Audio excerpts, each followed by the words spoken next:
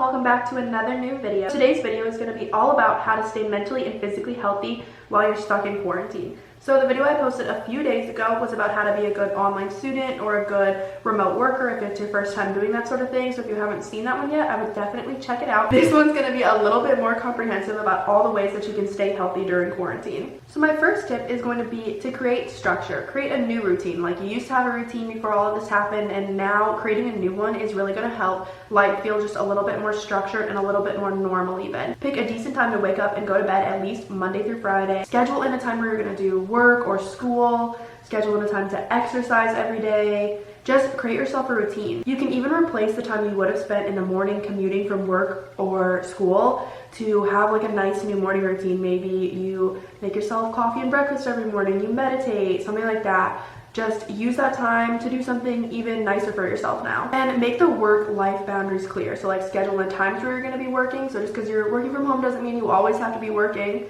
And just because you're at home doesn't mean you never have to be working.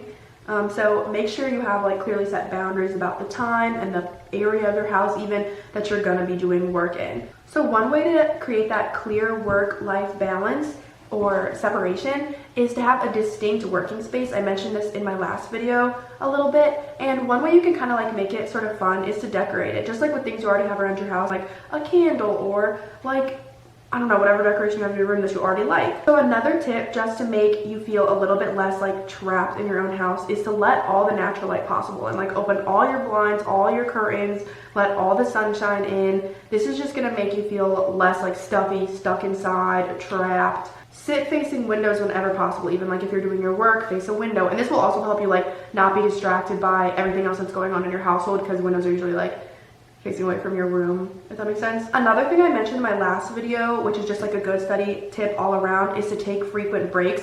So I mentioned in my last video that I do a study method or a work method where I work for 25 minutes, take a 5-minute break. I do that 4 times, so it adds up to 2 hours, and then I take a half-an-hour break.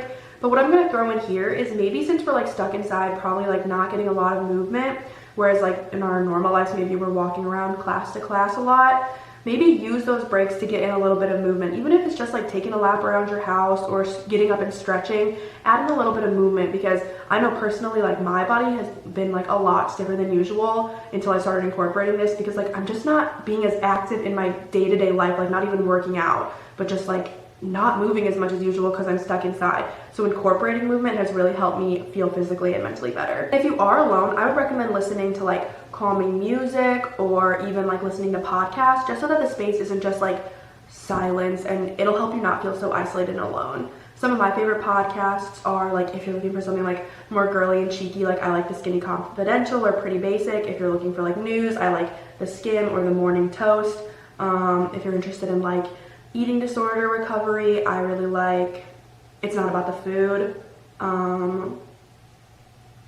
If you like crime or like conspiracy theories, you could check out Mile Higher. If you have an essential oil diffuser, I would really recommend like utilizing it, because it's been scientifically shown, like I know essential oils feel like a little like hippie, but it's actually been scientifically shown that they can help boost your immune system, elevate your mood, so like make you feel happier, reduce stress, like actually reduce the stress hormone cortisol. I wouldn't recommend like ordering one right now, because it's like really like low-key shitty that like Amazon is still like making their workers work during this time. Actually use this time to give yourself more rest. Like, we're gonna have so much more freedom in our schedules, and maybe that can actually be a blessing. Like, I'm not trying to like make light of a really dark and hard situation, but you know, we have to try and see the positive to some degree, and you can view this as like giving yourself a little bit more freedom. So you could use that freedom to incorporate more rest and to like give to yourself spiritually. So when I talk about self-care, I don't mean like face masks or something. Like, those are fun, but it's not gonna like fix your psychological problems.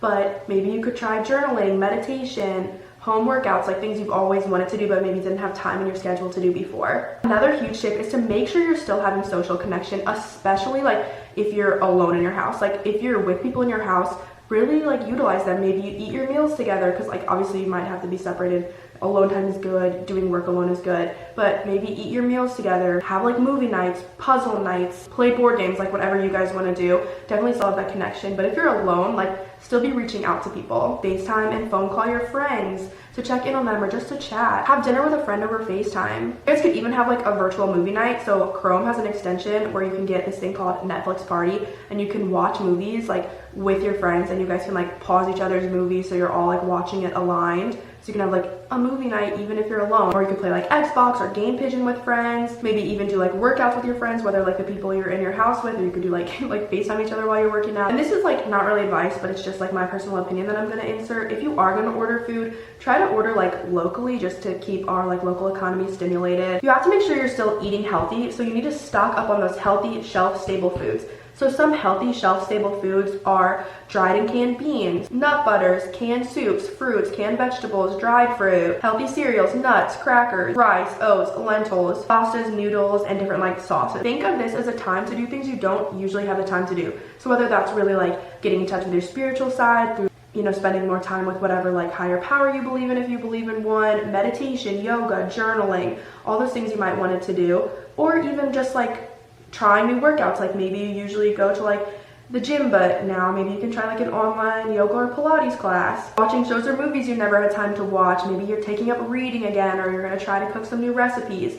Try to view it as like a time to just really like be with yourself. And I want to end this reading a poem that I really liked. If that's not your thing, that's totally fine. If you don't like, if you're not trying to see it in a positive light, if you think, you know, that's making light of a dark situation and you disagree with like that, that's totally fine. But one of my yoga teachers read this poem in one of her online classes, and I thought it was really beautiful. So it's called Pandemic, and it's by Lynn Unger. It does have like a little bit of a religious tinge to it, so if that's not your thing, just like ignore it or like take the religious part out.